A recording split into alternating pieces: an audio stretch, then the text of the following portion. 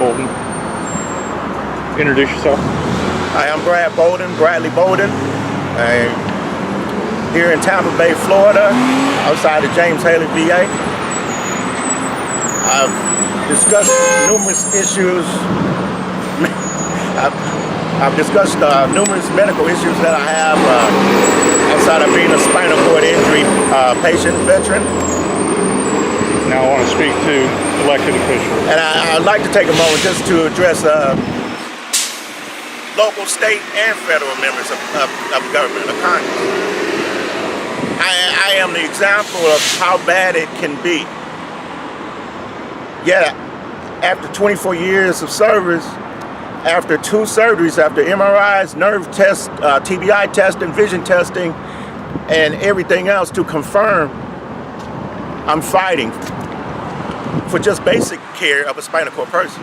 And all of those tests came back confirming that you have spinal cord, TBI, nerve damage. So why are you having to fight every day tooth and nail to try and get the care that you obviously need and deserve? That's the good question there, honestly. The cover goes back to the Army, where they put everything under degenerative disc disease of the neck alone. And I don't know if it's arrogance of Army doctors or racism or whatever started it, but I soon learned it was a practice.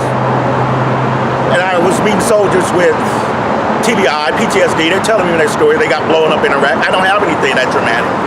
And they were telling me the story, 6 months, Germany got a year. They come back and they were getting put out with adjustment disorder. And I thought, whoa.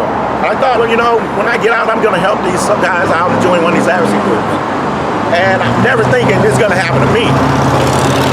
So I'm ready to get out and live my life, get all the help I need, and enjoy myself. If I could, you know, go on a Special Olympics program or anything else, I was gonna try to do it. You know, I'm gonna be that, even the old and the images. You're still driven. I'm still. This is what I do. You can't stop that. I wouldn't have got through 24 years in the Army of this damage. My spinal cord injury happened in 2007. I still went back to work after being off for the period of 30 days or whatever. I still been back to work. 2 years later, I started having more issues. And that's when the second surgery determined how bad it was. At that time, I'm trying to figure out how am I going to be able to deploy to Afghanistan with my new soldiers at Fort Bragg. But when this stuff started happening, I knew there was no way. So it ended up being a situation where my service record is pretty much spotless. My medical record is undisputable. So, and I came in at 25 years old. So there's no birth defect thing or anything else was found. Mild flat feet was the only thing. And I started thinking, okay, if they're doing this to me with that, what are they doing to these other soldiers? The one with 2 years, 6 months, 3 years, 8 years. They must be really screwing. If they can cover up the things that are wrong with me and get away with it, and no one step in. I've tried the congressman in North Carolina, tried mine, say, oh, try this guy in Michigan.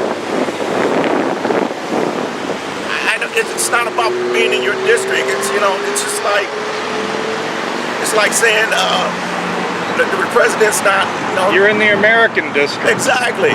It's like saying the president's not the president of I can't talk to the president because I'm a Democrat or whatever. I'm not, but that's what it's saying.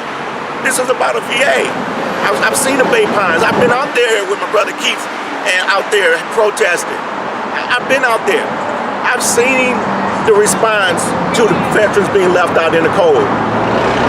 Well, now, it's interesting that you mentioned Bay Pines and the cold. I want to take this opportunity to just mention something so that anybody watching this can see that bad things happen and they get ignored until they get attention. Bay Pines recently had a Channel 8 investigation done on them because they were housing homeless veterans in a building with no hot water and no heat during all this cold weather we've been having.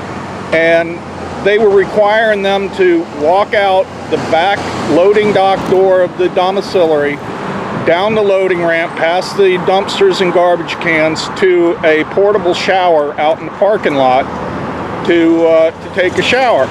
Well, when that had been going on for 4 months, and when that news story broke and it got some attention, then we had concern from all kinds of members of Congress, both parties, the VA secretary, everything. They need to take that same urgency with matters like Mr. Bolden here. I would like to ask if there is a medical school or a civilian spinal cord specialist, TBI specialist that would be willing to, I know money's tight, but would be willing to review Mr. Bolden's medical records and give your opinion to possibly get this veteran some help. You would have my thanks and the thanks of every veteran. It's just the right thing to do.